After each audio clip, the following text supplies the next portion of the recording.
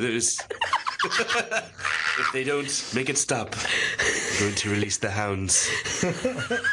Withers, who's that boob in Sector 7G? Dude, this sucks. Why do we agree to this? It's true. We don't know how to voice anyone in The Simpsons. It's really a difficult job, and that's the most credit that we're going to give to the cast of The Simpsons for the rest of the day today, I think. Because hey, props to The Simpsons, the cast of The Simpsons, for doing The Simpsons. Yeah, true. But the subject at hand, no props. Yeah, no props. It's not the beloved 90s, characters we've grown and assimilated into our, pop cultural consciousness and maybe, provided like a lot of socialization for me as a young child. Do you feel the same way about like The Simpsons in terms of your like childhood and upbringing being like one of the most influential pop cultural, experiences you had growing up? For sure. The Simpsons was huge for me. I feel like it's important before we eviscerate this terrible album that we're going to be talking about today, The Simpsons Sing the Blues by The Simpsons, presumably, is that like The Simpsons were like my family growing up. You know what I mean? Like I felt like The Simpsons, like I identified, a lot with like Lisa, for example, and like other characters, their sense of humor and that sense of like irreverence and like skewering like sarcastic tongue-in-cheek references to like American life. I was like, thank you, like this is a language I can speak, or like this is something that speaks to me. So I just want to like situate this in that context because we hate this album that we're going to review today, The Simpsons Sings the Blues, but The Simpsons are so dear to my heart and so important to me. That's what makes it more of a bummer because we're doing this album. It's my birthday weekend. Yeah. Happy birthday! Thanks. Happy birthday! No, see, I was trying to do auto in case you guys didn't get that. It was bad. So yeah, it is. It's your birthday, and you decided this for us. So talk to us about that. Why are we doing this today? When I was a kid, like when I was very young, like fourth grade, we're talking here. I joined the Columbia House Record Club, and with that record club, I was getting CDs all the time. And one of the CDs I got was Songs in the Key of Springfield, and Songs in the Key of Springfield was an album of songs that were actually on the Simpsons TV show. So it had, Who Needs That Quickie Mart? It had See My Best. These are classics. The Monorail These are great song. songs. It had all the songs from when Marge was in a streetcar named Desire the Musical. Oh my God. And it was great. And then my friend was like, "Oh, have you heard the other Simpsons album?" And I was like, "No, I never heard it." And he let me borrow his copy of The Simpsons Sing the Blues. And it was the first album I ever listened to where I realized it was bad. Every album I listened to before that I liked. I hadn't listened to a shitload what did you of them. listen to at that point? Like Big Willie Style and like fucking great albums, right? Like, come on. I had listened to, let's see, what cassettes did I have at this time? Before like TLC I joined the record club. and stuff. Like I had, the Presidents of the United States of America, Oasis, Green Day, Excellent. 16 Stone by Bush, which I don't like so much now, but it's not that bad. In the grand scheme of things. Right. I liked Cake. I liked Dave Matthews Band. Cake. I'm sorry about that. I don't like them anymore. But yeah, the Cake album, Fashion Nugget. I mean that DMB apologist Michael Dunn. No. Look, I was young and stupid. Well, that's what I'm saying. That's the thing is that this album is worse than Dave Matthews Band. And I realized that as a kid. I liked Dave Matthews Band. I didn't know what bad music was yet. This is the first time I realized, oh no, I don't like this. And so what did you do with this information? Did you just sit on it for 25 years and make a podcast or like? Yes, yes. This is the first time I've listened to this album since elementary school. Wow. That's amazing. All right. We have a friend and guest in the studio. So let's introduce your friend and mine. Do you want to, this is your birthday show, so. Sure, yeah. I'll do the honors. This is our good friend, Ben Stein, in studio. Hello, Stoppies! Oh, see? He did it. Not quite Marge, but somewhere in there. Homer. homie. Very happy to be here, guys. Thanks for having me on. Thanks for coming, Ben. Also a big fan of The Simpsons growing up. This was every single weekday. I mean, this was every single weekday. As soon as, like, you know, you would come home from school and that you were going to watch The Simpsons. Like, The Simpsons were, in my house, The Simpsons were, like, a huge deal because I grew up extremely, like, my mom was extremely conservative and Catholic, and she was super against The Simpsons. I mean, she did not want me to watch The Simpsons at all whatsoever. Like, Hard same. Not staunch Catholic, but for whatever reason, The Simpsons was off limits to me. I don't know why it was considered edgy, but I remember that my mom would, like, she would be at work, and then there was, like, this whole rigmarole where my siblings and I would, like, watch The Simpsons, and then we'd hear the garage open, and then we'd quickly turn it off, run upstairs, and then come back downstairs if we had been watching The Simpsons. I was always allowed to watch The Simpsons, not to brag. Yeah, but look how you turned out. Who was looking out for you, man? Yeah, no. But I do remember my friend who had this album. It was his parents didn't let him watch The Simpsons. I think by fourth grade they did, but like I was watching The Simpsons back in like, you know, when it first started airing and shit. So when we were hanging out like first and second grade, I remember I went over for a sleepover at his house one time, and I just remember his dad being like talking to his mom, being like, "Guess what Michael tried to get us to put Oh my god, Bart Simpson." And she was like, "Oh no, honey, we don't watch that in this house." And like I didn't get it. poor You're from the other godless side of the child. tracks. Yeah, seriously. Well, so that was the thing, is that in my household, so actually indirectly, The Simpsons are basically what made it so that I stopped believing in God. And the reason, so maybe they should have been afraid. But It's weird because they went to church all the time. But no, it wasn't because of that. So the reason was because my mom was super, super against me watching The Simpsons, and my mom and my dad were divorced, but like they had a decent enough relationship where my dad could come over a couple days a week, and he would make dinner for us and like kind of hang out with us for a couple hours. And my mom and him were not like pals, so she would kind of like make herself scarce while he got to like be a dad for a couple days a week. Oh, It was a nice arrangement for a divorced kid, you know, or a kid of divorced parents. But he would come over, and the first thing he would put on was the fucking Simpsons. He was like, "We're watching The Simpsons." And I was like, well, you know, my mom doesn't like that, you know, for like the first time. And then I watched it and was like, this is fucking so great. Like there's no going back here. So at that point, it was kind of like this shameful secret that I kept where I was like, but I loved it. Like I loved it all the time. When he would come over, we would watch it and I'd just not talk about it, not mention it. I'm sure she figured it out. I'm sure she knew at a certain point. But it was like that whole commandment of like, honor thy father and thy mother. And I was like, well, what happens if they totally disagree and I like completely don't agree with this one? And I kept this as basically a lie, which in Catholicism, if you lie, that's especially to your parents. So the only issue here is that your mom didn't like The Simpsons. Yes. Like if your mom was on board with The Simpsons, this would not have undermined the religion at all. Oh, I mean, it would have, like, no matter what, I was going off the tracks. Catholic. Yeah, yes. The Simpsons were very religious. Yeah, they did go to They go to church every Sunday. They made fun of religious Bible. I mean, Ned Flanders was like the prototype. Yeah. Now he did have a lot of sympathetic. We could make a whole podcast about it. Like, I feel like they were like just satirizing The the idea of just paying lip service to religion. Right, Like, we go to church on Sunday. Yeah. Convert the heathens. Oh, you dinged him and made him a Unitarian. Like they had a very hilarious perspective on. But yeah, so that was it. And I realized like it was a mortal sin to lie to my parents, and I went to go to confession and it was actually that, and also discovering porn, which I wasn't like into porn, but I like found it on the internet and was like, oh my god, like I can't tell anybody about this, so I'm lying to my parents. And then you discovered Simpsons porn. What a day it must have been for each of us when we first discovered Simpsons porn. Stop. Stop. Stop. Oh, homie. I don't think I ever cranked one out to Simpsons porn, but I can't be sure. I really hope not. Yeah. Anyway, point being, the Simpsons were very, very important, and they literally led me into the dark side. I was, because I was like, oh well, if I can lie to my parents about this, and I haven't gotten struck down. I thought God was Zeus in those days. Like I thought God was gonna like throw fucking lightning bolts down from the sky when I was in church, and if I went to go, because if you get communion when you've committed a mortal sin, that's like an even mortaler sin, and then you're going to hell forever. Immediately, do not pass go. You know what's crazy? Little kids have literal interpretations of stuff, so that makes sense. Yeah, and I was like, I'm gonna go directly to hell. Do not pass go. Do not collect $200, and then I decided not to confess it, and I fucking went to church, and I went and got my goddamn communion, and I didn't fucking die via lightning attack. So wait, how old were you when you lost religion?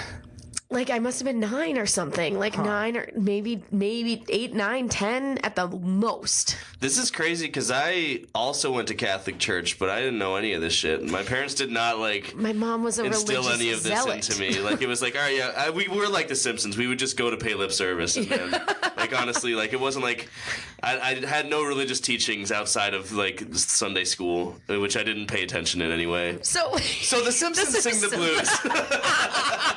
You gotta bring it around, guys. I got my Catholic mojo working. Yeah, well, so the first worst album of your life. Yeah. And certainly not the last. I think it's beautiful for your birthday. Happy birthday, of course, Mike Dunn. Thanks. This is Happy birthday, Mike Dunn. Happy birthday. Thanks, guys. You did it. I wanted to see if it held up as bad as I remember it. Peaking at number 3 on the Billboard charts. Yeah, as a pattern with this show. Yeah, what the heck? Yeah, I mean, it was 1990, right? This album came out in 1990. Yes, December 4th, 1990. Wait, really? So it was that early? Yeah, so this is after. Wow. This is before the album you were talking about earlier. Okay, so it was This is definitely between like... season 1 and 2. Yeah, this is right after season 1 wrapped. The Simpsons were entirely about the family during season 1.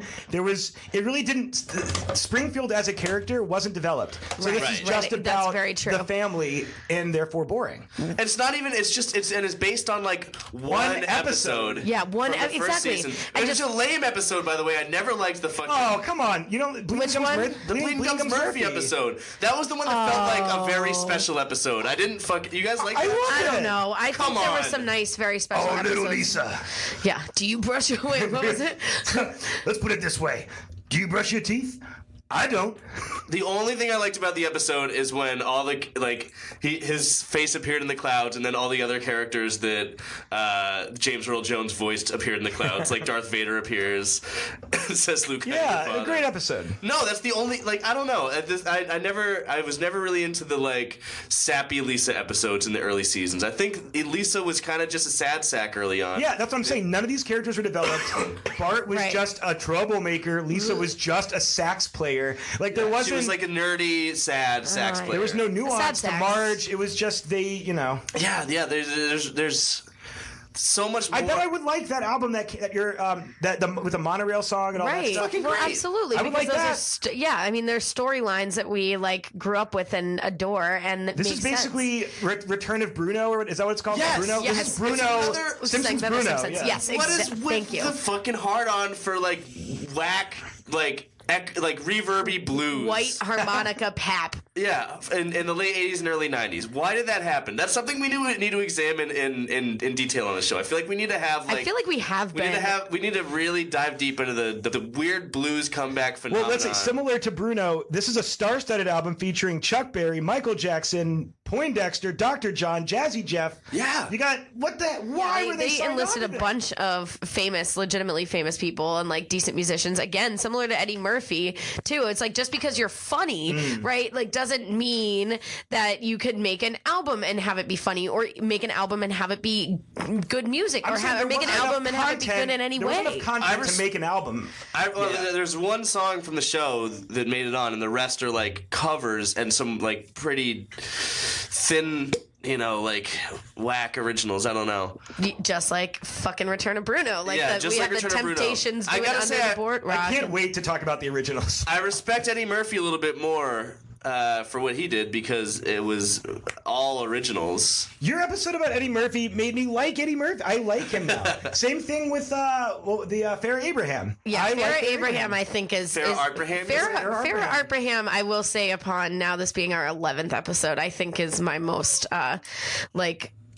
I've shifted my perspective of Farrah Abraham, and I do recognize her impact. Yes. But I do not. I'm not going to say that about Eddie Murphy. I mean, Eddie Murphy, but he was better Farrah at Abraham's it. better than Eddie Murphy. Eddie Murphy was better at it than Bruno, and certainly more better than it than the Simpsons. Because also, similar to what you were saying about it just being based off of one episode, there's no complexity of the characters. It's all the most essentialized stereotypes about all of these characters. It kind of fucks all with their five of mystique. these characters. It does. It fucks with their mystique, and it's also like they were going so hard on the early days. I mean, this shit hadn't even had time to breathe. We hadn't moved away from, Homer going, oh boy, Frosty chocolate milkshakes. Right, like it was not even close to what it was, and they still, good for them. They bet on it, and it ended up being a huge hit. But also like what you were saying, Mike Dunn. While this is probably there's not enough content for this album to be viable for me, this is also probably in terms of marketing the only time it could have come out and been successful. Yeah. This was like a Simpsons mania sort of thing. This is also during the time of all that cross-promotional marketing shit of the 90s. So you got like Ninja Turtles. Oh, we got a cartoon. Let's make the Ninja Turtles. Let's make lunchboxes and stickers. Like it's a marketing. Right. Cartoons Honestly, are marketing they engines. did this. This is what I was reading about, is that like this was not the only one of its kind. Like the Teenage Mutant Ninja Turtles did have an album, and like this fucking Super Mario Brothers had Power an Rangers, another show that was just made for selling stuff. I'll tell you my favorite one. But that's not what The Simpsons is, and that's why it feels so cheap. But Matt Groening and probably shitty. didn't know that. He's like, we're one season in. Who knows how long this cash cow's gonna go? And I also think you were talking about, how there were these other albums that came out, the same sort of concept of like the TV show does the thing. Yeah. I liked the Dinosaurs album a lot when I was in third grade. God. We had I'm the Baby Gotta Love Me? Yes, I love I'm the Baby Gotta Love Me. Oh, pregnant Goku. Oh my god. It all makes When sense. I was in third grade, we had that cassette tape in the little music listening corner thing, the little nook that you could go to in free time. That's very cute. And I listened to Dino songs all the time, so I was familiar with this concept of this type of album. And this is still so much worse. Yeah. Sorry, I keep tapping on the CD case Yeah, emphatically. we're just hitting it. Because we actually have the CD case, unlike most of all the other albums that we've reviewed. We've just, ripped those illegally. But they're on to us. But I got this authentically at the Raynham Flea Market a couple weeks ago after we had already decided that we were going to review it. So how convenient. Shouts out to the Raynham Flea Market. Shout out to the Raynham Flea. I want to also say that, like, while we're talking about cartoons that were turned into, that had albums, this is around the same time that the Barbie rock album came out. Yep. You also had, integration. this was around the same time the Simpsons video game came out, the arcade game. Which still relevant. Yeah, it's still great. For Still sure. great. Holds up way better than this. The Simpsons, like all the talking Bart dolls were all made in like 1990. Don't have a cow, man. Yeah. It was Simpsons mania, and you're right. They didn't know how long they could milk this cash cow, so they flooded the market with Simpsons bullshit. How little did they know? I'm sure We didn't know how long they could. All Bart shirts. Just all Bart shirts. It's crazy how small of a fraction of the existing Simpsons is good. Yeah, Because there's been how many seasons now? 30 seasons or something? It's disgusting No, to but dude, they think have about like it. 12 good seasons. That's 12 years of good Simpsons. They Yeah. had like 9 good They had seasons. 9. That's a decade of good Simpsons. Yeah. That's a lot. I'm going to say it, the first season's bad. The season of The Simpsons preceding this album is bad. It's the worst of the first 9 seasons of The Simpsons by far. They have not found their footing yet. Fine. They're still on that Tracy Ullman era, sort of vibe. Like, Homer's so angry, and he's not dumb. He's barely not dumb dumb. enough. He's just a bad. He's like an dad. abusive dad. He's Yeah, just an abusive dad. yeah, that's true. I agree with that. Every joke in the first season was him strangling Bart. That was, yeah. The old versions of the voices make me uncomfortable. The old animation style makes me uncomfortable. But yeah, but you know what? People didn't know how much better The Simpsons could get at this point. Like, Right. it actually was like revolutionary that Right. year. But God, it gets so They much better. preemptively milked this shit, and in a way that was totally unnecessary because it was already gonna be way funnier. And What is the best season of The Simpsons? Season 4. 7? Season 4 or 4's 7, good. 4 or 7. Yeah, and everything between 3 and 9 is Yeah. really fucking It's the sweet spot, Ace. baby. the sweet Favorite spot. episode, which I already know we have the same one Yeah. because we said it on 3 one time and it was the same one. It was really funny. I don't have one. But favorite episode? No. What's yours? One, two, three. Frank Grimes. I was gonna say Homer's Enemy, which is the yeah, Frank Grimes episode. yeah. Frank Grimes. Oh, that is a good one. Yeah, that's the best. That's the best one. That's the best one. I It's live so under dark. a bowling alley on top of another bowling alley. It's so Ah. It's like the Black I gotta Mirror. go home to my lobster. Yeah, that is a It's messed the up Black Mirror episode. episode of The Simpsons. Yes, Guys, we let's could talk do this about forever. the album. Is there anything else contextualizing, the album that we need to get into? I mean, so this was basically, it was recorded by the cast members themselves, produced by all the people that we talked about. And yeah, I mean, some great featurings. Like we said, DJ Jazzy Jeff, but also Buster Poindexter. I don't know if they're great the features. singer of features. Big names. Buster Poindexter of Hot Hot Hot and New York Dolls fame. Joe Walsh plays some slide guitar on here. Tower of Power does Power's on here. Horns Their and horn section, yeah. Mona Lisa, but God, Too bad it all sucks. too bad they can't save it, and you'll be able to see I'm gonna right stand by. away Not good features, big names. when we get into our first track here. Let's do it. Do the Bartman. Real easy to do. I learned it with no rhythm, and so can you. Ooh, so move your body if you got the notion. Front to back in a rock-like motion. Now that you got it, if you think you can, do it to the music. That's the Bartman. Everybody, if you can do the Bartman, shake your body, turn it out. If you can, check it out, man. Beautiful. I hate this song. It's dumb. I hate it. It has really it not has like a good. 3-minute intro before any vocals come in. Yeah, and it's all just like 4 different types of synth bass. Sounds like Oingo Boingo. Just like, It's Oingo Boingo. Hey man. Hey man. too much ad-libbing. Way too much ad-libbing from Bart. Yep. Eat your heart out, Michael. Eat my shorts. Ugh. And like the thing is that honestly, if this came out two years later, legitimately they could have gotten away with it, but they just didn't have that shit to Yeah. be able to just go like have Maggie sucking on a pacifier in the fucking background as a beat Yeah. for like Oh, 20 God, seconds at that a is time. gross. It's horrible. Bro, grosses me out. Like I will say that like Bart is like definitely peak white dude who gets away with everything and becomes a superstar for it, which with the 90s were like a great time for that. I mean, you had Bart Simpson, the ultimate 90s like I didn't do it role model, you know, and then you had Bill Clinton as president. So to be honest, it was like Fair enough. I don't like it though because I feel like Bart's schemes and shit are like it's usually clever and cool, and he's talking about like I'm a guy with the rep for being rude, dropping banana peels all over the floor, you know, like Because he hadn't done anything yet at this point in the show. sounds There's so nothing to uncool. reference. right. It's true, yeah. There's nothing to reference. He hasn't done any. He hasn't stolen that video game from the store. No, I think he stole a video game. Was that season 1? Yeah, that was season 1. But he was so sad about it.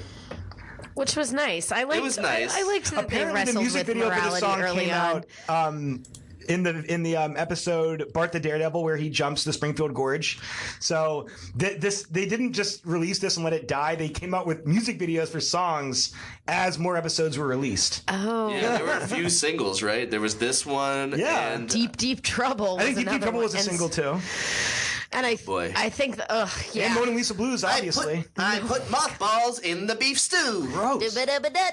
Yeah, he also never runs did that. He never put did on the floor and then the test scores. Like when is fucking like Bart Simpson These are the given same- the opportunity to rap going to rap about test scores ever? Also, these are the same failed close rhymes as Northern State. Yeah. I was gonna say this. The Bart There's some Simpson Eminem. sounds like Eminem. There's yeah. some Eminem on this. Yeah, that's what I was hearing. And then Yeah, if you just like add a little fire And- to the voice, just the floor. fall on the floor. The floor. Test scores. I also They're like not test scores. Man, we're gonna do Eminem soon, right? Oh yeah, I think so. Yeah, we have we're waiting on a guest to confirm for that one because that one's gonna be fun. yeah. There's just also way too many verses for a song Yes. like this. There are multiple songs where I'm like, why is there a third verse? And then there's like a And there's breakdown, 5. and then there's 5 verses. Like it doesn't make There's any also too much sense. filler. There's like so much sax and guitar filler on every song. Yeah. It's a And then 40-minute album, Even on and the it song- could have been a And how many songs are 15-minute there? album. It's 10 songs, so that's 4 minutes per song on average. Unnecessary. Yeah. Deeply unnecessary. To talk about mothballs in the stew. Oh, man, and he has so much ad-libbing at the end. What do you guys think though of the Michael Jackson hook? Do the Bartman. So smooth. Oh, I love that actually. You Yeah. like it? I mean, that's when I was like, I can see where the rumor about Michael Jackson's involvement in this originated. There are because it has aspects a of very this. Lisa, it's your birthday vibe. Yeah. But this was not written by Michael Jackson. However, that was a huge rumor at the time, right? Yeah. This was like a big deal. Was that people were like publicizing that this was a Michael Jackson written song. This would never happen today. You know, like the internet would squash that rumor immediately. But actually, Crazy we that were story having a should hard propagate. time figuring out like if he was involved on the actual production of the album as a whole, because it might have been. I'm telling you, Michael Jackson is shrouded in mystery. Yeah. Okay. So wait. So he is doing. Yes. He does backing vocals on "Do the Bartman." No way. Really? Yes, he does. I knew He's it. not I told you credited. he did. I told you. He did. Alongside additional vocals from Dan Castellan. What was with him doing shit with The Simpsons and never asking to be credited for it? Wow, there's an actually like somewhat significant Wikipedia article on just "Do the Bartman." Just Really? a song, yeah. Yeah. Anything good there? Well, I'm trying to skim, so. However, The Simpsons creator Matt Groening. Groaning. It's graining. It's graining. No, it's not. It Yes, it is. is. It is. I knew that, but I fucked it you up. know. Later stated during an appearance at the 1998 World Animation Celebration Convention in Pasadena, California, that quote "Do the Bartman" was actually co-written and co-produced by Jackson, but he could not receive credit for it because he was under contract to another label. Groening told a crowd at the convention that had gathered for the Simpsons tribute that it had always been amazing to me that no one ever found out that Michael Jackson wrote that song. He was a big fan of the show. And it also goes on to say Jackson was a fan of The Simpsons, especially Bart, and had called the producers one night offering to write Bart a #1 single and do a guest spot on the show, which is how "Do the Bartman" came about. Right, but I'm reading the last paragraph now because I skipped ahead, and it says in July 2015 when Brian Lauren was selling the publishing and songwriting rights for the song, Lauren stated that, quote, "Despite Matt Groening's repeated confessions, I am the sole writer of the song." So there's some controversy here. Yeah, what though? This is so ridiculous. Yeah. What the fuck? I mean, he could be arguing that just to get the money. Who's Brian Lauren? Honestly, I don't know, but he's no Michael yeah, Jackson. and I'm gonna say this that like if Michael Jackson did write this, it really doesn't matter. It's still a dumb song, and like Yeah, the chorus, song's bad. Can we just let's keep the it with chorus that. aside? The Sure. chorus is fine. The chorus is catchy. It's similar, to the "Happy Birthday, Lisa" kind of vibe. But besides that, this is a really dumb song. I went to the It's Northern State. It is Northern It's just State. exactly Northern State. At least it's 11 years before. So I Northern read State. earlier though that Michael Jackson, when he was eventually on that episode, like that he was on, he was credited as John J. Smith. Yes. Is he credited as John J. Smith on this album? That might be how he's credited. No, it just says Brian Lauren Interesting. for Left-Handed Productions. This Lead is- vocal Bart. God, shut up. That song. Here's another funny tidbit just from the Wikipedia page. In Ireland, "Do the Bartman" spent 9 weeks at #1 on the Irish singles chart from January 24th, 1991 And this to is March when 24th. Sinead was popping off. And then, yes, it's true. Literally, only 7 singles have ever managed a longer run at #1 in the country. Jesus Christ. This song did is very well in the fucked US up. too. This song's bad though. People didn't know. It's You got to look at it with 1990 eyes. Here we are. Moving on. This next song is School Day. Here we go. Down the hall and into the street. My dancing shoes are on my feet. Up to the corner, round the bend. Can't handle this, just tell me when. Right to the juke joint you go in. I'm here, I said, it's me, Bart. Drop the coin right into the slot. You gotta hear something that's really hot. What? Fucking awful. What? That's your boy Poindexter. What is it? Who was Bart singing to? Who is that supposed to be? Got my dancing shoes on. What is that happening? So here's my thing with this whole album. I Yeah. feel like I would be fine with it if Otto had a song. And this is the song that Otto should have done. Turning over off to school. Yeah. Like, this could have been Otto's song, true, and I would yeah. have liked the whole album. It would have fit thematically. That's true. Yeah. And his voice. His voice lends itself to this, Going to school and Yeah, doing well, this stuff. particular song.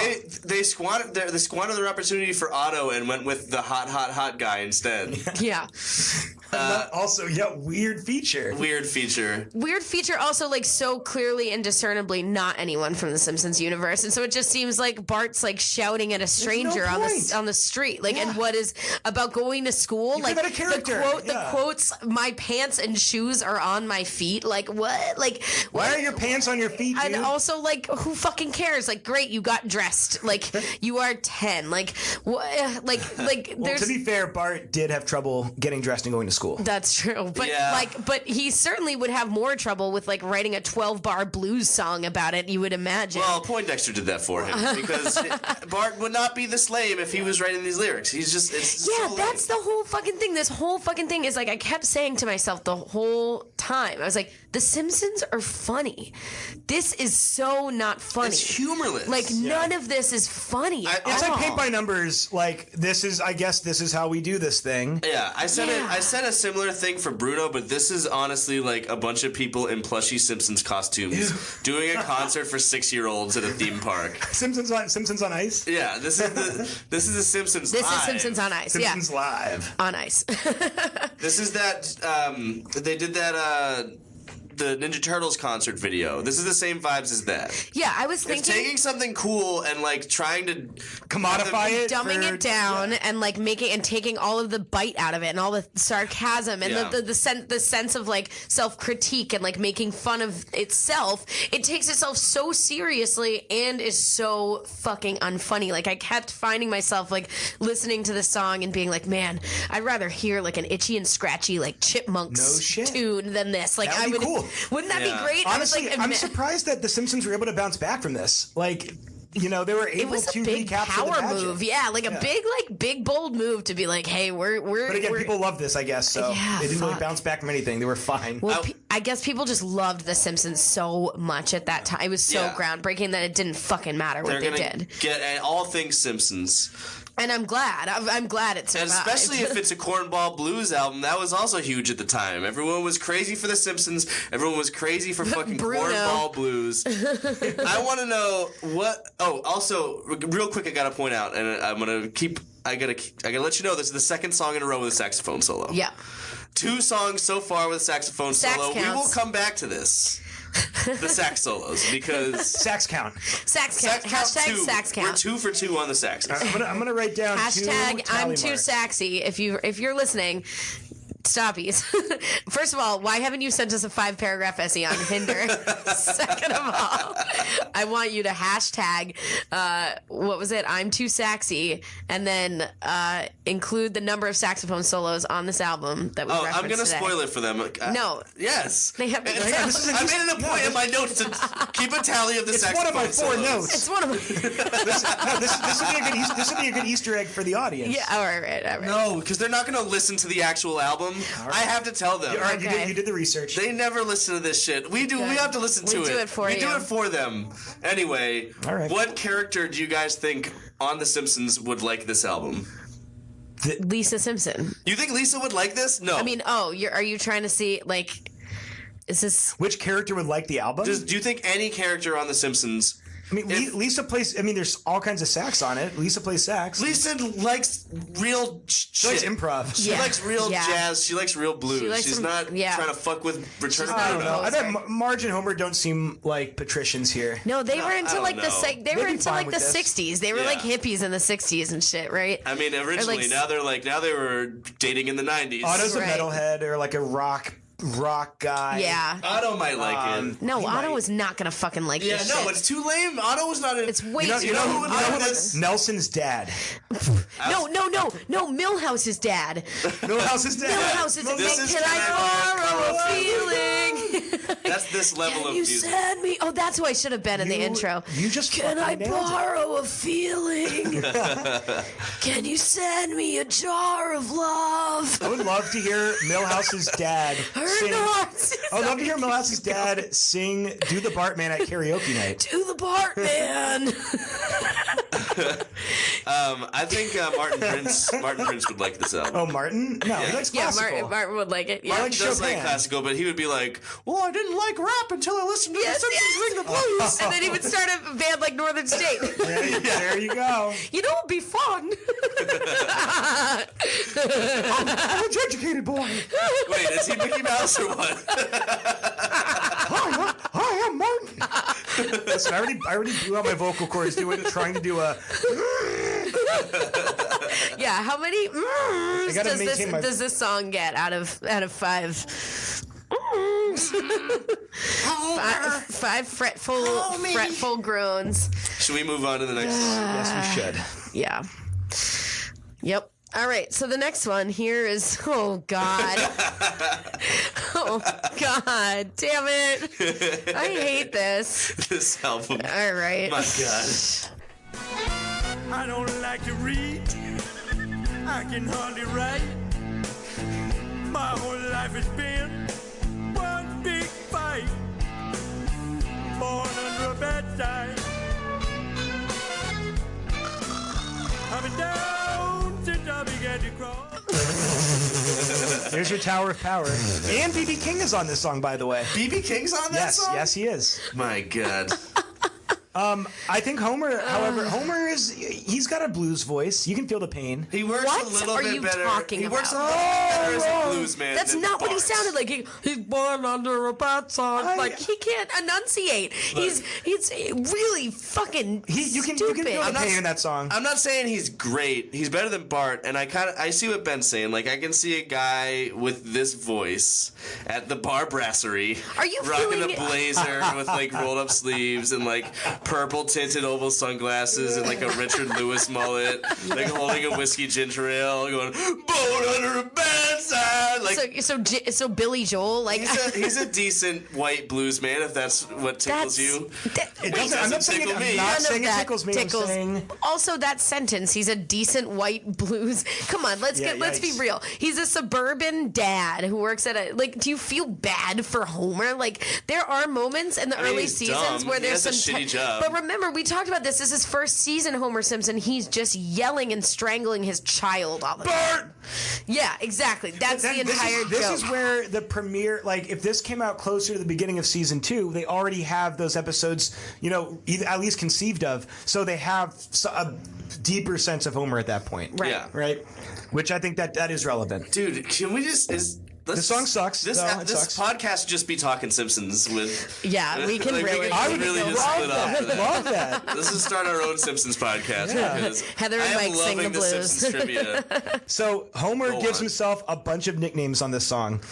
They include Big Homer, T-Bone Homer, Blind Lemon Simpson, Yes. Blind Lemon Lime Homer, Blind Grapefruit Homer, Blind Strawberry Alarm Clock Homer. I I mean, saw I hated that. that. I but hated it. It was wasn't bad, but funny. It all comes within the last 5 was seconds of the funny in song. the- He crams it in. in the wrong way. It was funny. It's funny, like, oh, okay. Funny, peculiar.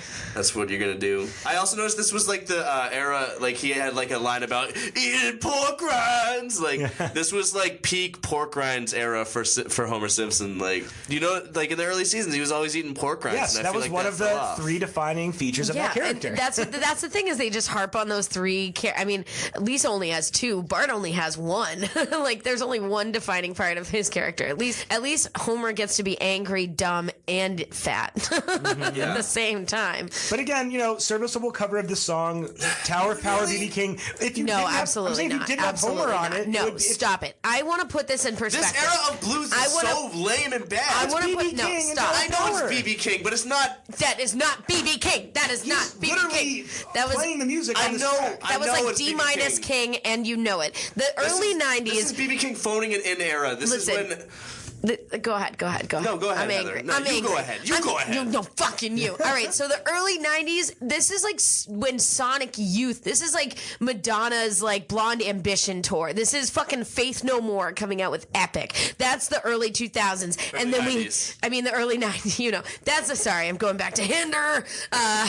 This is Simpsons. Like this is the era in which Simpsons sing the blues as an album and a show or a show of characters that are so like anti this kind of pap garbage. Like supposedly like they're supposed to be like sardonic and like riffing on American life and culture. And then this is the fucking thing that they put out in the same time frame as fucking Faith No More. Like But also, I mean, there's nothing good about it. You can't call this BB King. Go ahead. No, but to be fair, like this is also like when like Too Sexy by Right Said Fred came out and shit. Like there was other bad music other than the Simpsons True. sing the Milli blues. Vanilli. I mean, this is a very there's nothing special about the instrumentals on this track. This is No. mellow, But I'm saying mellow it's vanilla. not, Mellow vanilla.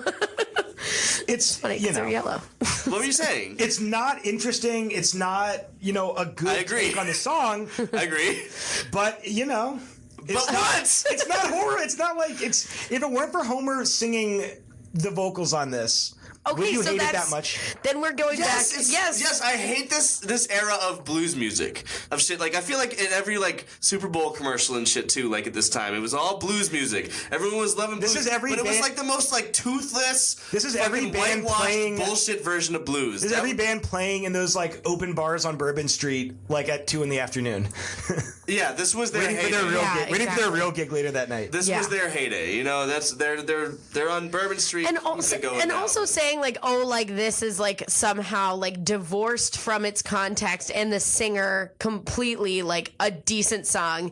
That doesn't mean anything. Like you can take away this if you're taking away the singer and you're taking away the context of it being fucking Homer Simpson singing and all of the lyrics, then it's just a generic song. That's like, my who point, cares? though, is that it's just that Homer. doesn't- You think it it would sounds be better even- without Homer? I'm saying it sounds crazy to just have, you have this long intro and then you hear come in. It is a cartoon. Yeah. It is ridiculous. But it's not a funny one. And again, we're No, going it's back not to the funny. point where It's not funny, we're nor not is it good. laughing. Yeah, the We're the not closest laughing. attempt to a joke on the song is him- Strawberry Alarm Clock Homer. That is the best he could do. That is They the best. pigeonholed blind it. lemon lime Homer, blind grapefruit Homer. And he doesn't. Why blind? It doesn't make Who any. wrote these ad libs for the like? They I have definitely no wrote this idea. shit down, right? Yeah, definitely. It feels like really. They didn't really put much work into this, like they didn't really want to care about making it work. No, we just want to make it stop. I take back saying this was serviceable. Thank you. That's what we're waiting for. Now we're That's gonna why move I on. yelled at you because That's why we yelled. That's why we clipped our audio, and we're gonna move on to the next song now that we've settled that. This one is Moanin' Lisa Blues. That's why I've got a case of the Mona Lisa blues. For there's just no postponing a case of the Mona Lisa blues. Okay. So I like Yardley Smith's voice on this. Yes. For real. To be honest, I think she is she could be a good singer. she is the best singer of the Simpsons family. Right. Agreed.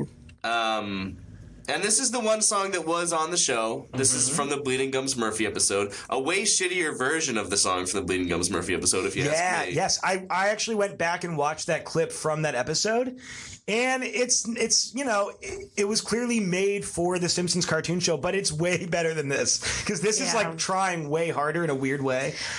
Yeah, the mixing of it and like her voice is very like so many solos. 50-second long slide guitar solos. The third song with a saxophone solo. Gotta say, actually a dueling saxophone solo. I'm running down another tally mark. It makes sense. I mean, it is supposed to be Lisa and Bleeding Gums Murphy playing saxophone together. It makes sense for this song, but they already had two before this. But again, this is the only song that was featured on the show. The entire album is based on this one song. Yeah. It's built around this song. But this song, it has a guitar solo, a dueling saxophone solo, then a harmonica solo, and then another dueling saxophone solo that it fades out on. A bit extra, if you ask me. No one's listening to a novelty album for the fucking instrumental solo. No. What the fuck? No. You're fundamentally missing the point. Yes. It's very much so. Very true.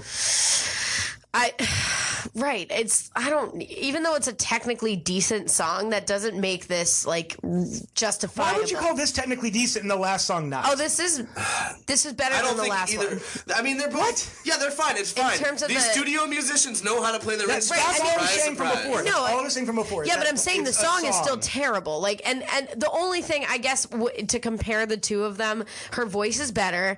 And if anybody in this family has claim to the blues, it's probably Lisa or Marge, because she puts up with a fucking lot too. So like the fact is that hearing like Homer Simpson being like, and then I had to make my own dinner once, like that's not the blues. You know what I mean? Like Lisa's like picked on and bullied and is too smart her for her family own doesn't good, understand and her her. family doesn't understand her, and Yeah. that's why she like seeks Fine. refuge in the magical, I gotta say, blues musician. Fine. I love this episode. The line from this episode that I love is Bleeding Gums Murphy goes, "Oh, Lisa, the blues aren't meant to make you feel better. It's meant to make everyone else feel worse." Yes. Guys aren't gonna red pill me on this episode. It's bad. Sorry. I don't know if we can use that. Not trying to red pill you on anything. Yeah, bro. You think you cooks are gonna red pill me on Bleeding Gums Murphy? I think that Bleeding Gums and Lisa's relationship is very endearing. Very endearing. It's true. No, it is really true. And this is like, what an interesting trope. This sets up Lisa for being able to cope with her life throughout the rest of the tenure of the show. It's true. This is like him saying, it fosters he's like, her resilience. Listen, Lisa, you're gonna have issues. You have a tough situation here, kid. And then Yeah, she blossoms as a character. He was a Positive adult role Taken model. in the context of the canon Whatever. of the show. Okay, I'm gonna push back on this hardcore because also I don't want to discuss the next song because it's just they're all really bad. Oh God, this next one. But like, the worst. no, I think that was actually my favorite part of the early seasons of The Simpsons was because there were tender and like beautiful and authentic moments. Agree. I will never forget one of my other favorites for sure, not for its being funny, but the episode where they talked about, giving birth to Lisa and to Bart, and then about when Marge got pregnant with Maggie and they didn't plan on having a kid, and was how that he had season 1 or 2? This was early. It was like maybe 2 or maybe 2 or 1. I don't remember, but I think it was maybe 2. And he was, he had to take on extra shifts at the nuclear power plant, and it wasn't and he gives up his like. You're giving me goosebumps right now. Even if it's not season 1, the point is what I do love about this show is its ability to, be poignant and be sweet. And I agree. I think that the Bleeding Gums Murphy episode, and a glimpse of what was maybe to come with those sort of complex themes, as opposed to just I'm going to strangle that you. Might even be the best episode of the season for that reason. It transcended. If you had, it transcended Strangle It's Bart. so saccharine, you guys. It's like it's not a well executed version of that Simpsons. Hey, call me a I softie. understand. I like when they get sentimental too. I love all those old flashback episodes. You're talking about the one where like, and also there's the one where like Marge and Homer first meet, and it's like Artie and shit. Busy hens. There's some good episodes that do that. I just don't think this is one of them. They I think it's on the mini golf course. I think it's I think it's cloying, and I think it's saccharine, and it doesn't do it for me. I'm sorry. All right. Well, I'm sorry. I agree, and I'm saying I'm not caping the song is bad. It's a bad song. Song is bad. The version of the song from the episode is better, and I don't even like the episode. I would put this above Born Under a Bad Sign for those 2 reasons. Sure. Hope you can see. Yeah. Oh yeah. I don't think I would because it's got too many fucking solos. I would rather hear a solo alone. than more of fucking Homer going like was that the other one? I don't even know. Nothing we've listened to yet is it's all bad. It's really bad. And it doesn't get better. Should we move on? As if the next songs are going to be good. Right. Here we go. So this was their second single. This also was, a minor hit, I guess. This is called Deep, Deep Trouble. Worried when the windows got smashed. The next thing you know, Mom and Dad are home. The kids disappear and I'm all alone. Everything's silent except for my moan and the low bluesy tone of a saxophone. They look at me, then they go into a huddle, get the sinking sensation I'm in deep, deep trouble.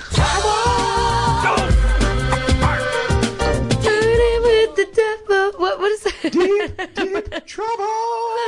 This is the ultimate of Bart being a fucking lame, uncool, like the worst version of him. Yeah, that's true. All the lawn mowing story in the second verse of the fucking now you can't go to the boat show. Why is he trying to go to a boat show?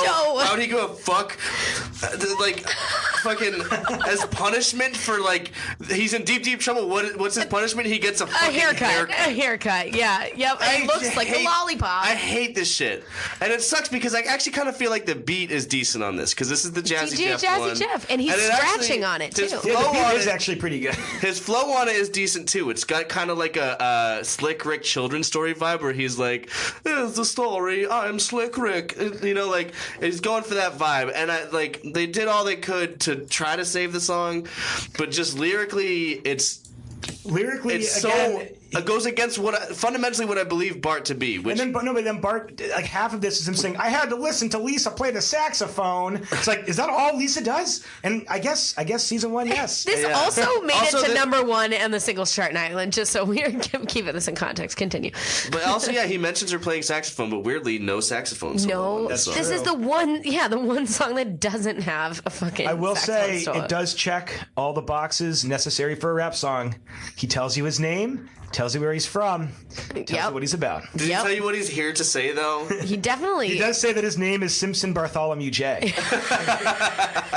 And he doesn't, there's this is another song that has 5 verses that is so unnecessary. Doesn't even make any fucking sense. Yeah, way too many verses. They did make a music video for this album, for this song, too. Yeah, and it premiered after season 2 episode, Bart's Dog Gets an F, the one where they send Santa's Little Helper to obedience school. Yeah. That's when they premiered the video. Wow. Yeah, so that was into season 2. So they were promoting this album during season 2. That's what I'm saying. They slow rolled these songs. They managed the singles throughout the next season. So I guess was way after Do the Barman when they released it. As a single. As a single. But it speaks to your point earlier that they already had a sense of where the show was going when they recorded the album. Yeah, but I just feel like they really half-assed it. I think they rushed it. I don't think they even cared if it represented where the show was going. I think that they were just okay, it's the Simpsons, it's the blues, it's the Simpsons sing the blues. You know, it's not even the blues. And that's half these songs aren't blues songs. Right, it's just domestic mundanity for the suburban family. None of this is blues. The blues come from a very specific tradition. And it's not about mowing the fucking lawn. That is important that we need to keep that in overall in our minds about this whole concept of what the blues are. It's an art form that is being co-opted to discuss fucking haircuts. This is fucking dumb. It is bad. So asinine. It's all so asinine. It clearly misses the boat with being a blues album, but it also, like you said earlier, Mike Dunn, misses the boat of being a novelty album. Yeah, it's not funny. And being a Simpsons album because it doesn't even represent these characters. And yes, we could say this is early on. They didn't know what they were going to be beforehand, so it might not be fair to judge them by their more complex characterization later. But I don't know, the fact that Homer is just what is this, face so distorted because he was propelling. It wasn't what he said, but more of his tone. The usual jive. Put your nose to the grindstone. Homer Simpson is not a guy that fucking gives a shit about putting nose to the grind. Are those lyrics from the song? No. Yeah, Bart said that part. Bart said that to Homer. He said, I'm real sorry, but that didn't cut it. It doesn't matter because it's just so fucking off the mark. Yeah. Is this a bad song? Yeah. It feels like it doesn't feel like the people who were actually involved in The Simpsons were made this album up until they grabbed the voice actors to do record the vocals. Which you gotta give the voice actors some credit for sticking it out here. I guess. They're getting paid. Yeah. I gotta give credit to the session musicians for fucking sticking this out. Which, by the way, if you look at the image, no one gets credit. No one gets credit. Pass me the image. Yeah, I'm not giving anyone credit. No one gets credit. Okay, no one gets credit. But the image that was that's on the back of the booklet, the CD booklet, it has all the pictures of the Simpsons characters, and then at the bottom it's Bleeding Gums Murphy, and then some anonymous brown characters playing. Stoppies, I wish you could see what you're pointing at. Playing various instruments. Take a snapshot of that and we can tweet it. It is. It's literally we got some brown people to play the actual blues part, and then we just laid on these fucking stories about fucking mowing the lawn. Gross. It is. Yeah. You're gross. Sorry to take it there. Always gotta do it, but that's what I do. It's always true. While we're on the album art, if you open up the book, the other images are the voice actors just hanging out with their cartoon character in the studio. Yeah. Which is kind of cool. Yeah, it is. It's kind of sweet. There's Hank Azaria. Better than the album. Definitely better than the album. 1990 this came out. More clever. Put a little soul in your life with this exclusive Simpsons stuff. Wow. Offer expires December 31. 1991. Well, guess it's over. I used to love sending in for giveaways and shit. Like, what was? Do you remember your first Simpsons merch? Because I remember that. I remember, and I actually. I stole it. It was the other album. Bart fashion. It was the other album. Yeah. Okay, what was yours? Mine was one of those. You know those like handheld Capcom games. Yeah. I feel like I had one of those. Wait. Is a Simpsons handheld. I'm sorry. I lied. I had Simpsons Pogs. Yeah! That is so And I had Simpsons trading cards. Yeah. I remember I had a Crash Test Dummies handheld like Capcom game and Capcom. A Crash Test Dummy. Oh, not the like bands. a little handheld game. Not the bands. No. Like the cartoon characters. Game. Yeah. I remember when they were trying to make Crash Test Dummies a thing. I had that. And I had the Simpsons handheld, and then I had like a Game Gear for my real shit. So wait, okay, so that was so mine was the Bart Simpson's Guide to Life. I had that too. And it was a big deal because it was a book. It was a book, and I remember because we used to go to like the bookstore, and I would read it secretly, and my mom would not let me buy it, like would refuse to let me buy it. So I think it might have been either the first thing I stole, or the first thing like intentionally, or the first thing I like saved my money. Is that like for. you would go to that crevice in Barnes and Noble or whatever? Yes, exactly, and then have my like secret moments with that book. But it was like Bart Simpson. It was great. It was great. It blows away Simpsons Sing the Blues. Oh my god! I wish that was an album. I definitely had the Bart Simpson's Guide to Life. That was. I loved the section where it was like all the different like Homer's face with all the different diseases you could have. Yeah, you had, like lockjaw. And it was stuff. like the five food groups, the jiggly group, and also the Homer smelly group. Homer is like the 7 deadly sins. Yes.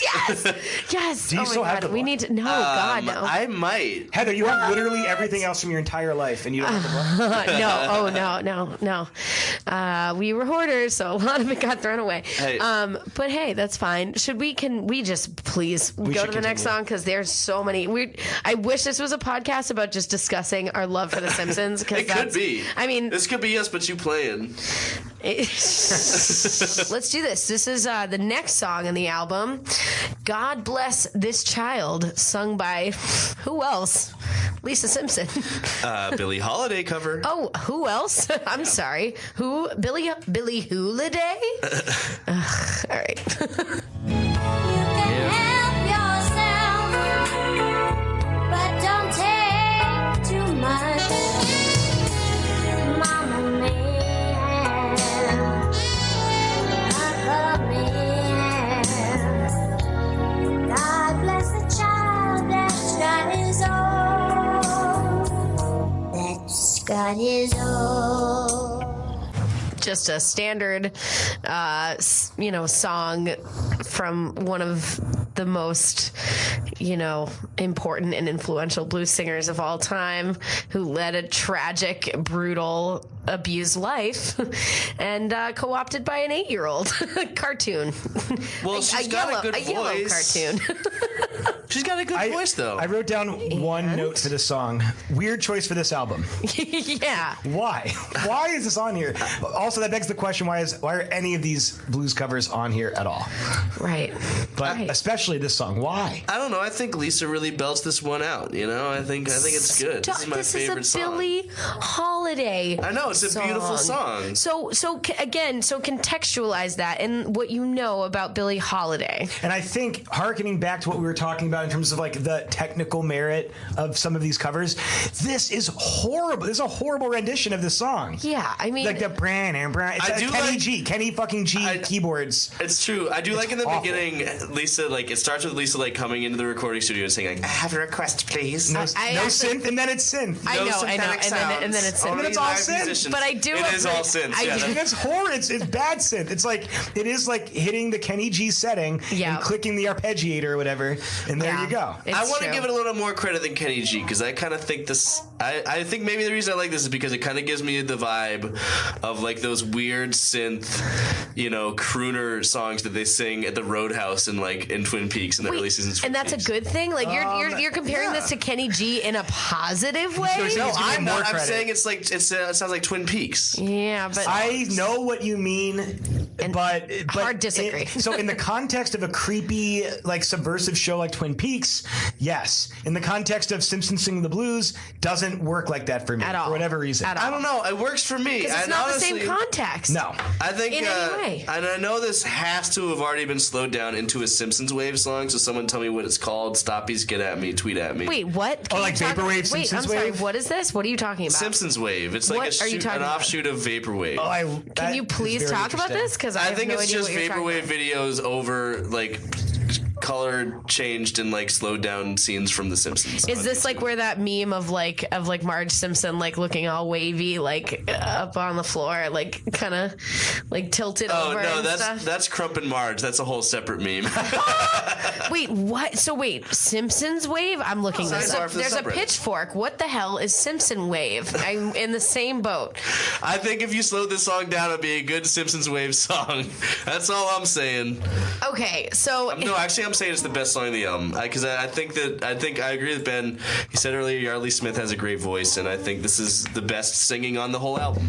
I definitely don't have a favorite song in this album. I have two songs that I think are god awful.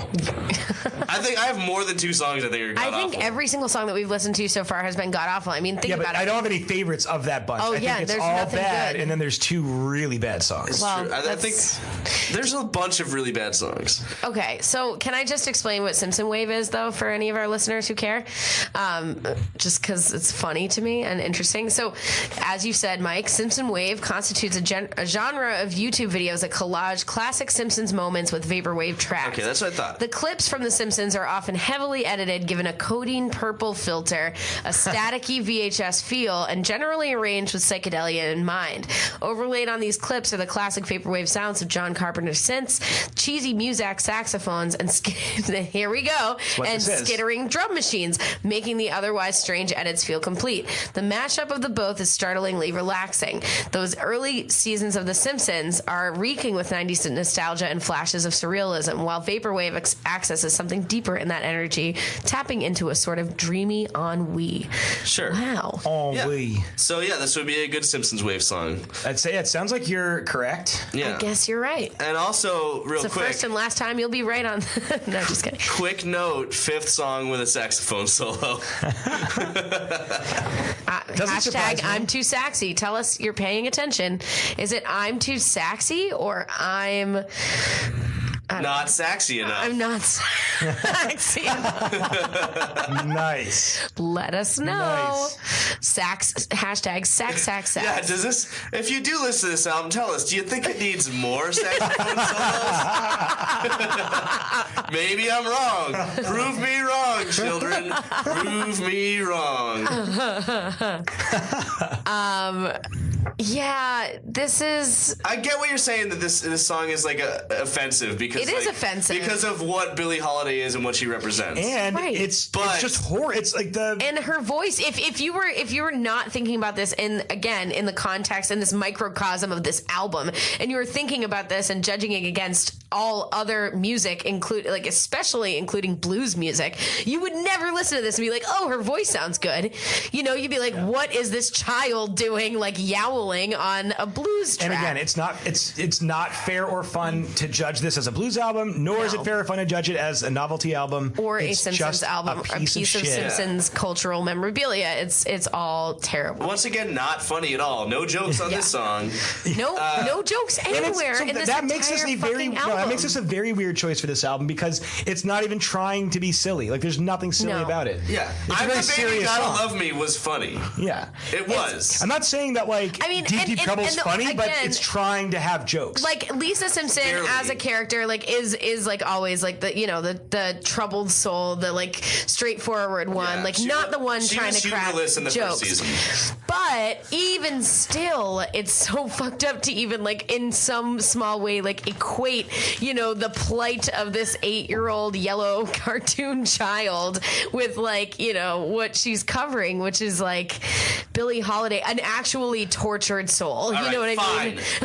Fine. it's- Maybe I was just too high when I listened to it. I mean, I don't know how. Maybe it just hit me I'm just honestly, right. I'm just trying to like build you guys up for what I truly think is the best song in this album, and I'm going to that's prove right. to you right. Oh Yeah. my god. Why?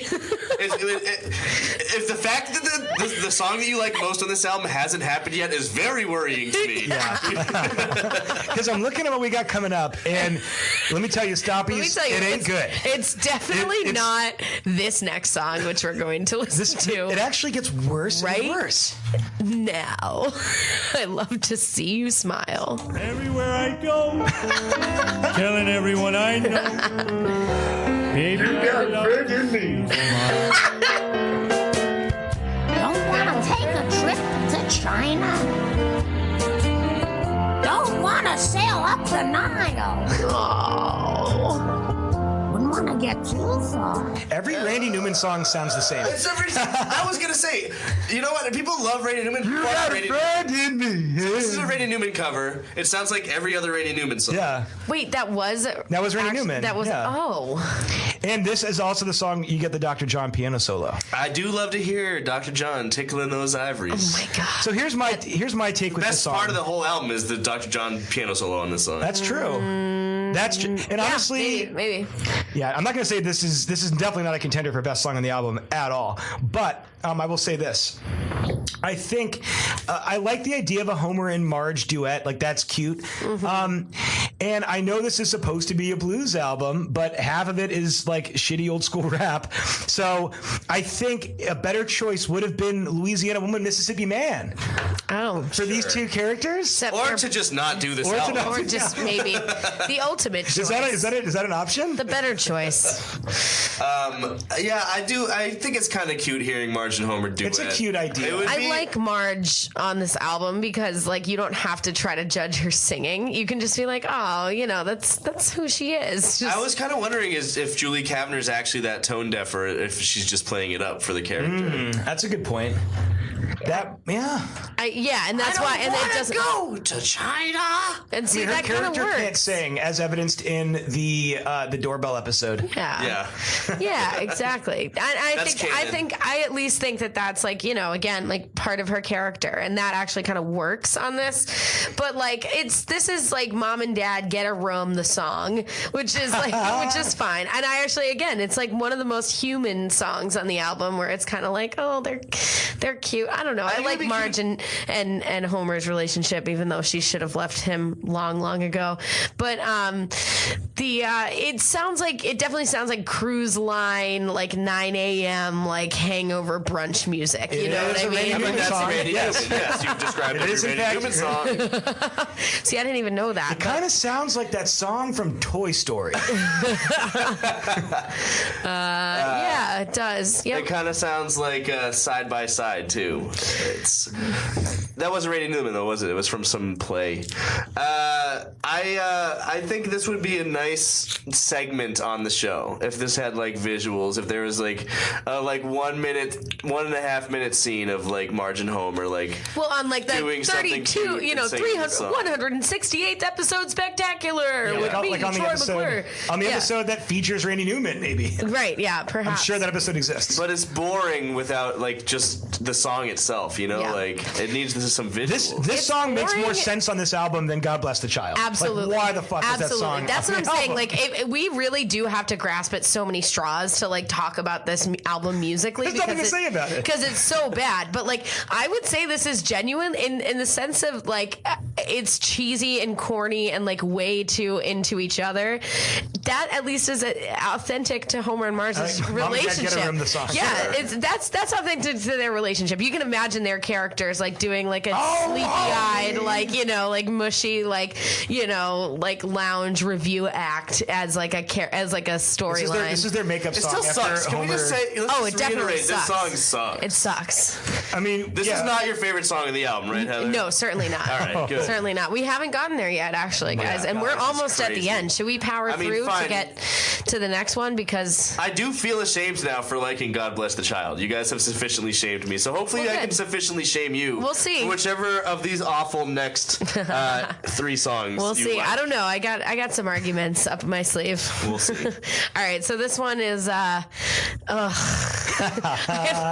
have so few notes for this, but Springfield Soul Stew.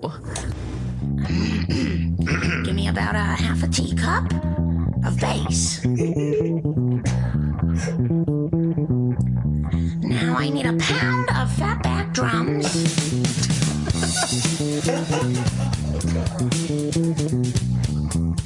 Now give me 4 tablespoons tablespoons of boiling Springfield guitar. This is gonna taste all right. Oh, God. And then Heather, I had fewer notes than you. I wrote down nothing to say. okay, listen, I wrote, thank God this song is mostly harmonicas and saxophones. That's it. That's it. That's all my comments on I this song. said this is a waste of a Simpsons novelty song, a waste of a Simpsons voice actress's voice, and a waste of my valuable time.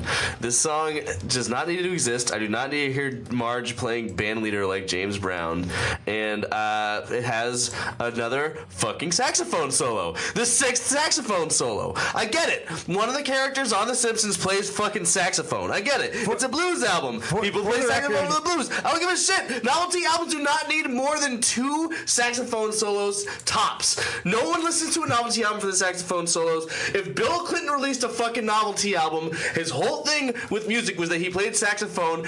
No one would listen to more than 2 fucking saxophone solos on it tops. I would love me a Bill Clinton novelty album.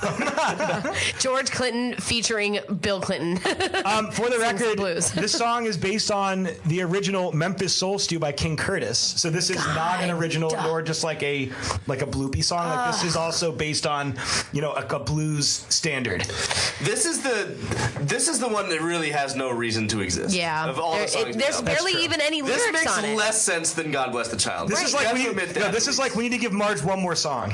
Well, I don't even know if she barely says anything. She just says, "Oh, throw in a dollop of like whimsy," it doesn't make any Let me get a pound of fatback bass. The whole thing is just session musicians. Give me a half pint of horn. And then in comes the 6th saxophone solo on the album. It's so frustrating. Hashtag I'm too saxy or hashtag Not saxy enough. You can say, are we only at 6 saxophone solos and there's been 8 songs on the album? That is 75% saxophone solos. Stoppies. Did you know that Lisa plays saxophone? Hashtag I'm too saxy or hashtag I want to sax you up. Do we need more sax or less sax?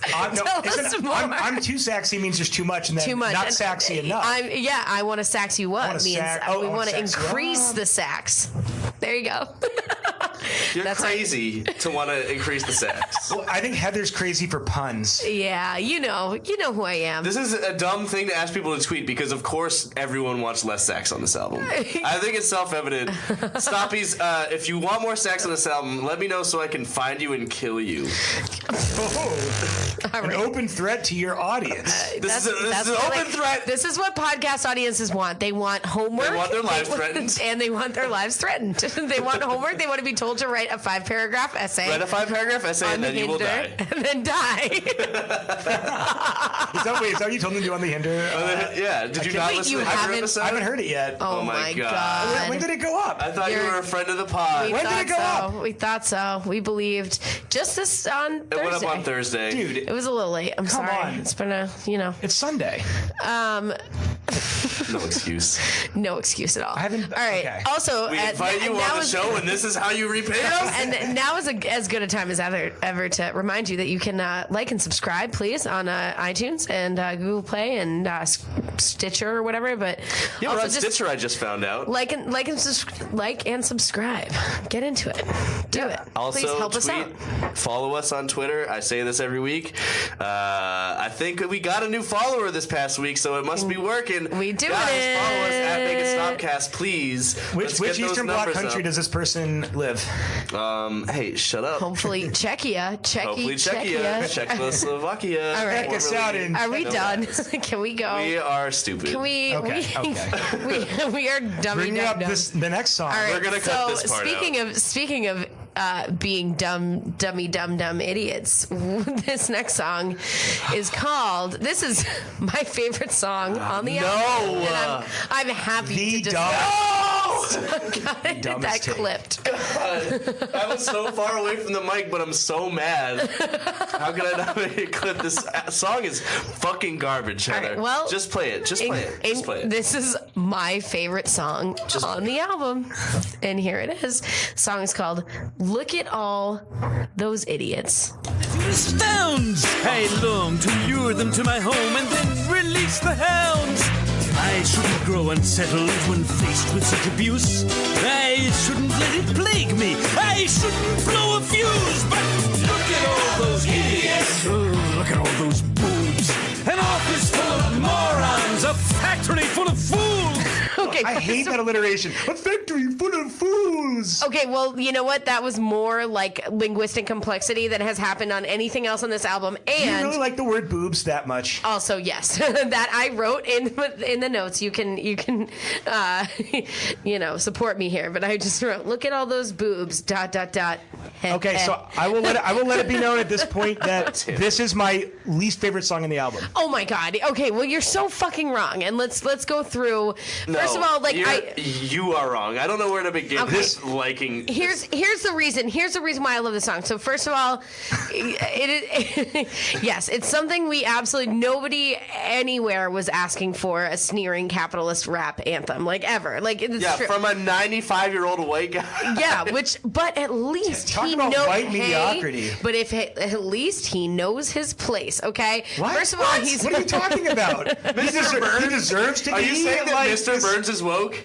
No, I'm not. Are you saying he deserves to be the 1%? I'm saying he's not like okay. He knows He's his rapping. place. This is He's his not place? pretending to do the blues, okay? He's doing these idiots who all right, whatever. What? You're giving Mr. Burns Wrong. a pass over Northern State? I'm not giving him a pass over Northern The State most at all. evil white man in the history of evil white Yeah, men. but at least he knows that he's an evil white man, whereas everybody else on this fucking album is like trying so hard to be like, oh, we sing the blues and we have it hard and we fucking have to put on our pants and like have a party when the windows get smashed and like fucking fuck all that bullshit. Like he's just like straightforward. Yeah. So And whatever. and I'll he's say- straightforward saying, I'm better than all of you. Yes, which is I funny. don't think we got and here's the All right, main you're part. right, you're right no, about- the main part about it, the main reason why I think this shit is fucking good is it was Good. not good compared to everything else on this album, which is trash. This is the least trash, only because of the fact that it was the first song I genuinely laughed at. Like I had a real out loud laugh, particularly in the break. Because he said boobs? No, particularly in the breakdown part when he was arguing with Mr. Smithers over what was a breakdown. Oh, yeah, we supposed can't to have a breakdown. Yeah, it's like, oh well, if I hated that. That's not funny at That's all. funny. That's not funny thought at all. it was definitely funnier than anything else that I had heard That's on actually the a album great so example far. of this album not being funny. The only thing I liked about it is that Mr. Burns tells Smithers to rip a guitar solo, and then I got to picture in my head Smithers playing that guitar solo, and that was kind of funny. But I had to make that up in my head to find something funny about this song. All right, so I don't think you played the relevant clip from this song, but the song does kind of sound like "Play that funky music, white boy." Yeah. Bum, So bum, what? dun, dun, dun, That was a dun. good I'm not song. saying it's good. I'm not saying That's a good song. What? That is a good song. I don't think this sounds. I mean, this is like a New Jack Swing song. This is like the third New Jack Swing song on the album. It's like the Simpsons sing the blues plus New Jack Swing, and I think that this guess would be Alex Arsenal's favorite song on the album. I don't know. I don't know. I thought it was don't like funny. it. I thought it know. was I hate it. ridiculous. I hate it. I don't know. It was. You don't know. It's fine. It was also the chorus line was like pretty catchy. Like, look at all those idiots. I kept thinking about it kind of like a Dare to Be Cringe. Stupid, like Weird Al kind of parody song. So you think It this sounds- is the closest they get to being a novelty album? to being exactly. That's Made- exactly how I felt. I guess. felt like Alright, this would probably be the worst song on like Songs in the Key of Springfield, but I felt like it was a song that could have actually been guess. in the show, like See My Best. You know what I mean? No, See My Best. It's not nearly as good. See My Best. This absolutely. could not be on the Listen, show. I think there's no way this song could be on the show because it's No. just so It contrived. could be in the Planet of the Apes musical, maybe. Also, okay, again, the dialogue on this is funny. Like Mr. Smithers says, Mr. Burns, you make muddy waters sound shallow and cheerful by comparison. Like That's this not funny. is the, That's not It's a funny. horrible joke. No, this is the first. This is the first time where they're actually making fun of themselves. I feel like Just on the whole because fucking they're album. telling jokes doesn't mean the jokes are they're, funny. They're trying to make a joke. They're trying to And then say, and then this it is a blues continues album. with like Burns being like, thank you, Smithers. Meaningless but heartfelt compliment. And then the ensemble continues back and forth. And, Mr. Burns, I feel like I got a few things off my chest and onto the chests of my inferiors. Like, I don't know. He plays his character well. At least it's not. None of this is funny, Heather. What does that mean? This is crazy. None of this is funny. They're paying. I don't know. Okay. I will take the point. The one thing you said that I kind of am on board with is that this is a true novelty song. They're trying to be a novelty song. So is Do the Bartman. Yeah. Kind of. So is. And that's probably my second favorite song, and it's a bad song. Like, I'm just saying, these are really. I have no favorites, but I know I hate this. But we have slim fucking pickings, and for this one, I kind of enjoyed it just because I liked the chorus was pretty catchy. Look at all those idiots. So it sounded like Dare to Be Stupid. I wanted to pose this question to you guys. It was a novelty song. So from the onset, like from the very beginning, did Smithers always have a crush on Mr. Burns? Was that a thing in season 1 always? Yeah. Okay. I think so. Maybe not in the beginning, his first few appearances of Smithers, but once they changed the color of his shirt from white to green, I think. Okay. That was a significance. That was his coming out. Yeah. I don't know. I mean, considering the early, like very, very early 90s were a very problematic time in terms of like the cultural, like, consciousness around being gay. Smithers might have been like I wouldn't necessarily call him a progressive character, but definitely not like certainly not the worst representation of gay identity on TV. I mean, I felt bad for him, though. How many Malibu Stacy's did he own? He had the world's largest Malibu Stacy collection, I believe. But he was also like... I don't know how many, the number. But I'm saying that's a shitty caricature of...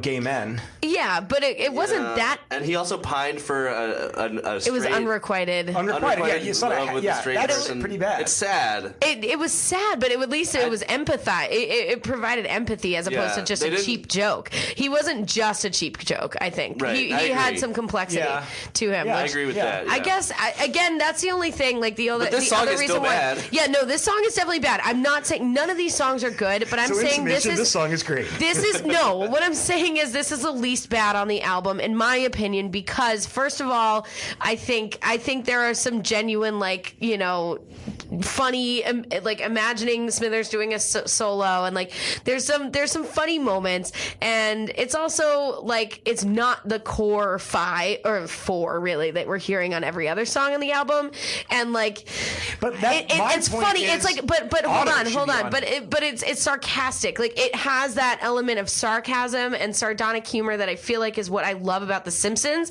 and I feel like this is the one song on the album that's not like taking itself as serious. That's like making fun of this character, like saying like he's a dirty, ridiculous capitalist who like is like running his nuclear power plant and like fucking like sneering at all the poor people who work underneath him, and like I don't know. Fine, Bart puts banana peels on the ground and mothballs in the and stew. that's dumb. No, like, I get it. It's all dumb, but I get it. Okay. So I think what you're saying is that this is an accurate representation of the Mr. Burns character, and you appreciate that. And I think that's fair. If that's your criteria for it being a good song, and also that I crazy, feel like it but I understand what you're saying. More, it represents more of the humor that I was drawn to in The Simpsons in the first place, which is like making fun of this kind of person. Whereas Do the Bartman is like celebrating him for fucking putting mothballs in the soup, which is fucking dumb. Fair enough. I think this is like he's dumb and like one-dimensional, and we're making fun of it. I think this equally misses the Simpsons brand of humor that I appreciate. I think this is not. That's why this would not.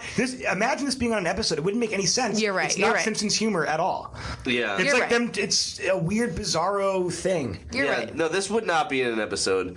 But I mean, it's fine if that's your criteria. I guess that makes some sense. It makes about as much sense as me saying that I like God Bless the Child the most because the vocals are good.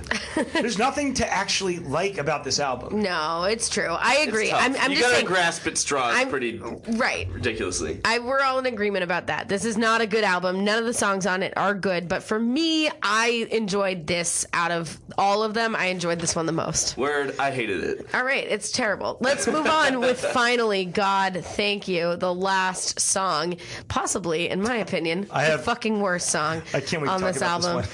This Sibling Rivalry. Before a test, she makes me dread. 'Cause I predict that he will fail. I chase her down when she is right.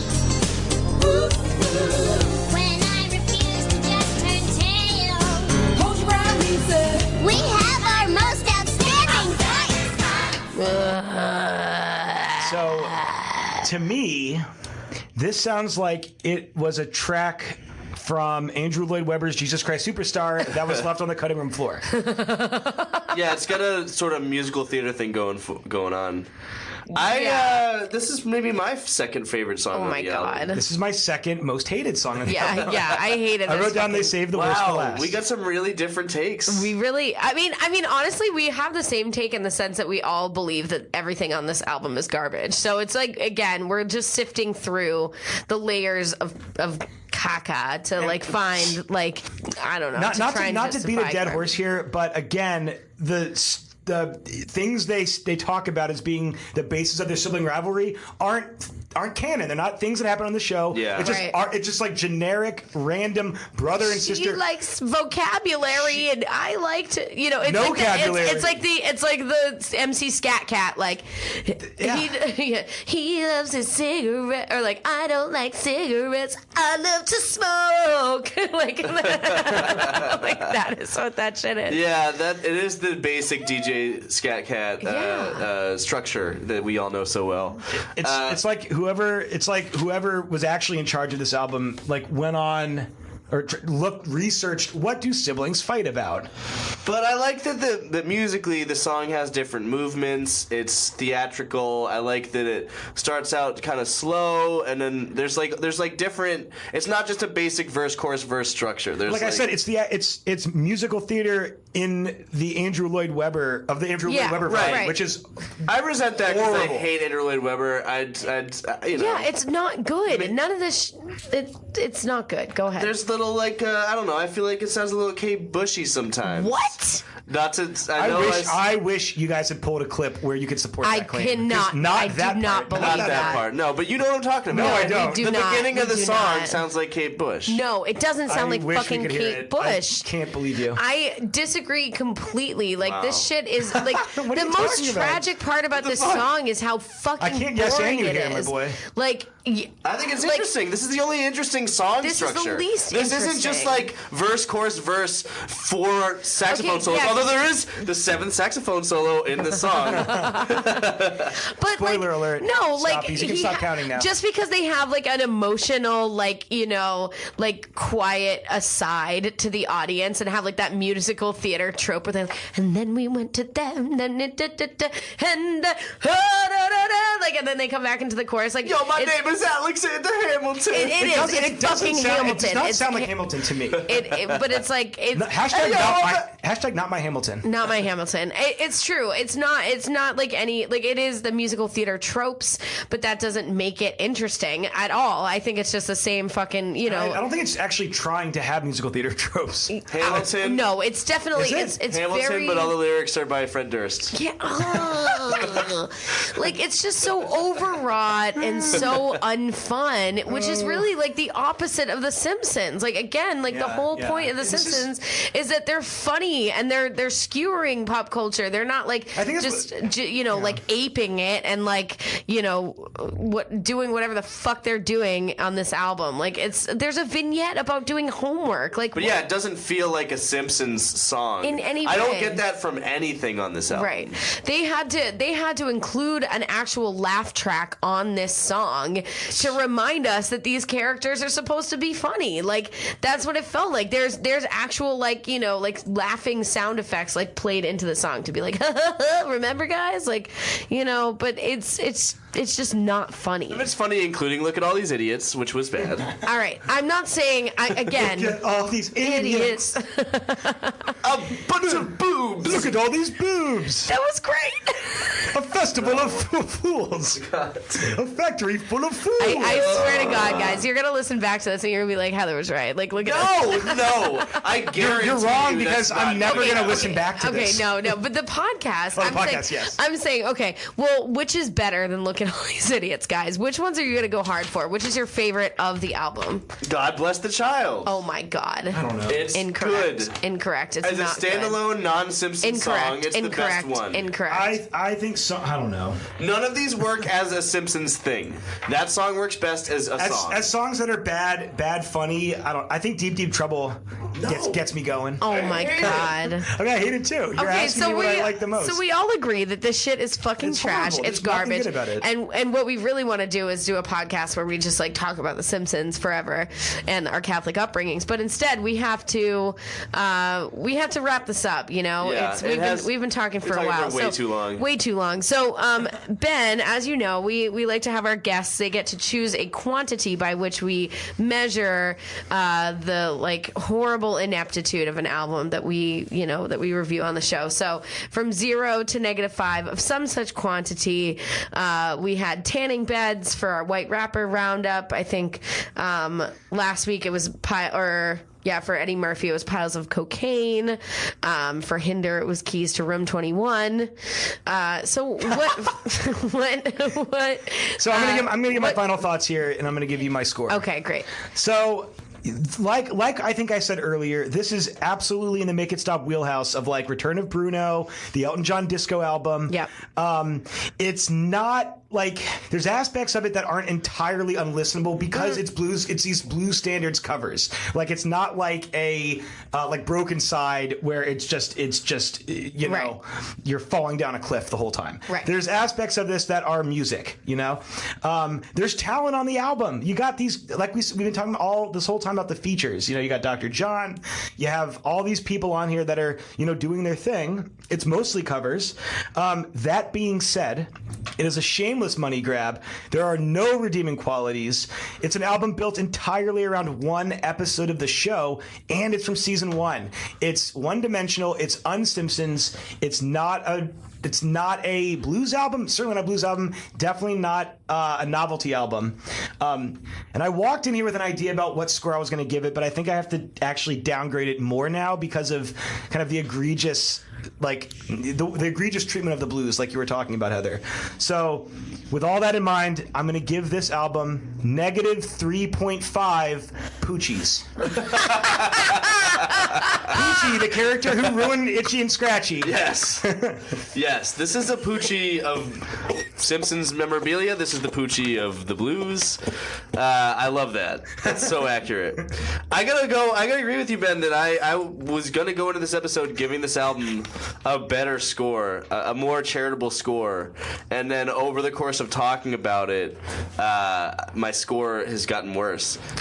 There were the things I liked about this album you guys made me realize are irrelevant. This album fails so hard as a Simpsons product that it really doesn't matter that the vocals are good on God Bless the Child. It really doesn't matter that there's an interesting structure of the way that the song Sibling Rivalry flows.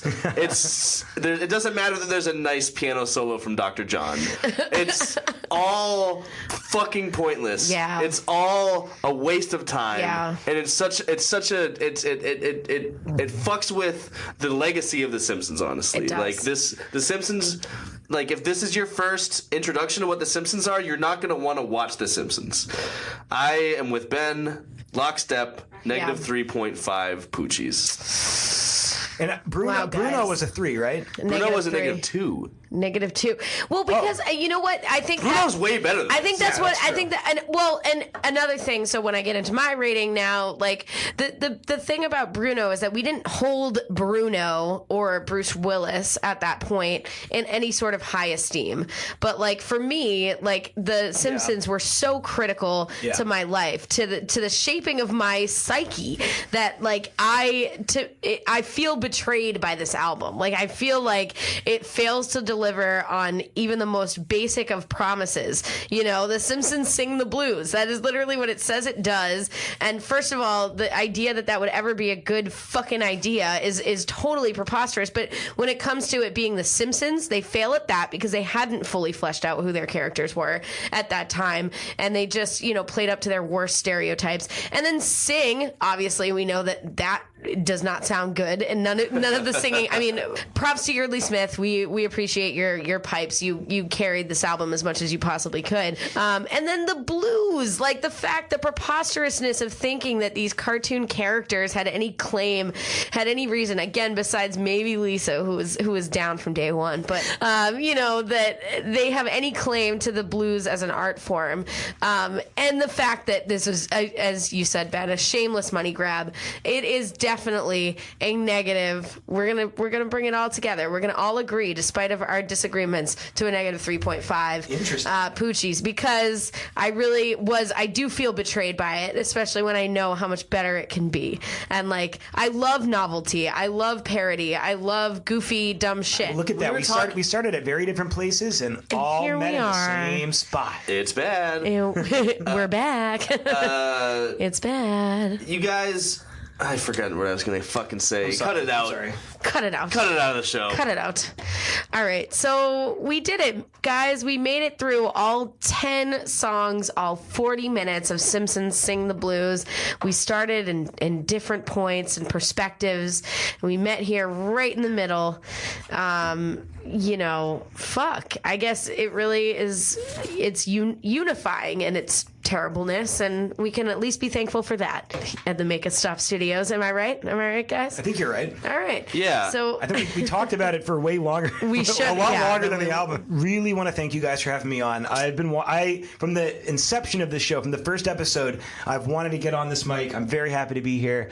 You guys are great. This podcast is great. I'm going to keep listening to it. Well, you're contractually obligated as our best friend to listen to this until the end of time. And so if we're contractually obligated to review terrible movies until the end of time, we're all locks, music. We're all locks, This album has fucked with our heads. It has. I've been medicating. It's been very, very fun. So Thanks that for means coming on, Ben. We had a blast with you. Hey, anytime. We love you. We love you, Ben. Love you guys. Oh, well, we don't love this album, Simpsons Sing the Blues, but if you love us, Stoppies, please like and subscribe to us on iTunes. Find us on the internet. We're on Facebook. We have our own website, makeitstoppodcast.com. You can listen to all the stuff in the archives, including the lost episode 1, Broken Side. Yeah. You can find it on our It's website. only on our website. Yep, it's exclusive. It's exclusive. It's a quarter of the length of this episode. Yeah, Jesus. Well, we didn't hate ourselves that much then. No. All right, and then so next week we're going to be on vacation. We are going to be in New Orleans for our wonderful friends Katie O and Marcus's wedding. So we will not be doing an episode, but we will be coming back the following week with Angela Sawyer, the owner and operator of Weirdo Records, and she is going to be coming on here, and we're going to be reviewing Motley Crue's Theater of Pain. So awesome. that is going to be special. And then we got a whole bunch of other stuff coming your way. Another fan choice with the Pop Punk Roundup will be coming up at the end of March. So you'll have a chance to weigh in. But in the meantime, like our stuff, subscribe, just feed our egos. You guys have to do a jam important. band album, by the way. Oh. Yeah. The thing is that I don't know how to differentiate good jam band music from bad jam band music. So maybe pick a Mo album. Stoppies who unfortunately like jam band music, Yeah. let me know what's the worst one. Katie Tweet O at and Mark. us. So please help us out. Like I could do a Fish album and it would be bad enough for me, but I want to do one that's like universally considered bad. Papadosio. Stop. Yeah. Perhaps Papadosio. Make it Stoppadosio. All right. And with that, we're done. Yeah. Bye. Bye, guys.